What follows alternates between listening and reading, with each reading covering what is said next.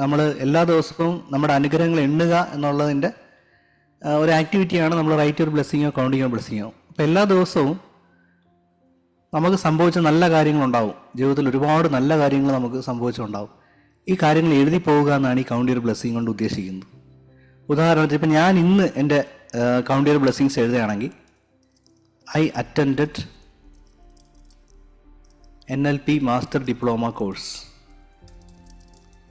and learned the world's most powerful transformation technique. 2. I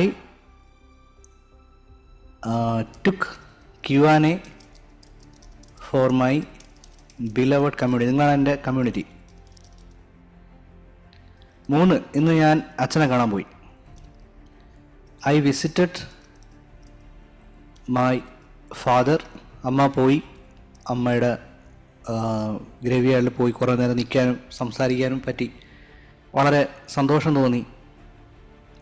പോയിട്ട് തിരിച്ചു വന്നു. പിന്നെ I talked with my wife in the morning. എനിക്ക് സന്തോഷം തോന്നിയ കാര്യമാണ്. I had A good food in my home. ഇന്ന് എനിക്ക് നല്ലൊരു ഭക്ഷണം കിട്ടി. എനിക്ക് ആ ഭക്ഷണത്തിൻ്റെ രുചി ഇഷ്ടപ്പെട്ടുകൊണ്ട് ഞാൻ കുറച്ച് ഭക്ഷണം പൊതിഞ്ഞ് അച്ഛന് കൊണ്ടുപോയി. തിരിച്ച് വന്നപ്പോഴും ഞാനത് കഴിച്ചു. ചെറിയ കാര്യങ്ങൾ, നിസ്സാര കാര്യങ്ങളാണ്. പക്ഷേ ഇതുപോലും എനിക്ക് മേ ബി ഇതിൽ ആദ്യത്തെ കാര്യം എല്ലാവർക്കും പറ്റിയെന്ന് വരില്ല. പക്ഷേ ഈ ബാക്കിയുള്ള 3, 4, 5 എല്ലാവർക്കും പറ്റുന്ന കാര്യങ്ങളാണ്. പക്ഷേ ഇതുപോലും ചെയ്യാൻ സമയമില്ലാത്ത ഒരുപാട് പേര് ഈ ലോകത്തുണ്ടെന്ന് പറഞ്ഞാൽ നിങ്ങൾ സമ്മതിക്കുമോ? ഇതുപോലും സ്വന്തം മുഖം പോലും കണ്ണാടിയിൽ 5 മിനിറ്റ് നോക്കി സൗന്ദര്യം ആസ്വദിക്കാൻ സമയമില്ലാത്ത ആൾക്കാരാണ് ഈ ലോകത്തിപ്പോൾ ഉള്ളത്. ഒന്ന് ആലോചിച്ച്, ഇവർ എന്താണ് ചെയ്തുകൊണ്ടിരിക്കുന്നത് അല്ലേ? അച്ഛനും അമ്മയോട് സംസാരിക്കാൻ സമയമില്ല, ഹസ്ബൻഡിനോട് സംസാരിക്കാൻ സമയമില്ല, കുഞ്ഞിനോട് കളിക്കാൻ സമയമില്ല, വൈഫിനോട് സംസാരിക്കാൻ സമയമില്ല. അപ്പോൾ അതെല്ലാം നിങ്ങൾ ചെയ്തിട്ട് ബ്ലെസ്സിങ് ആയിട്ട് എഴുതി നോക്ക്.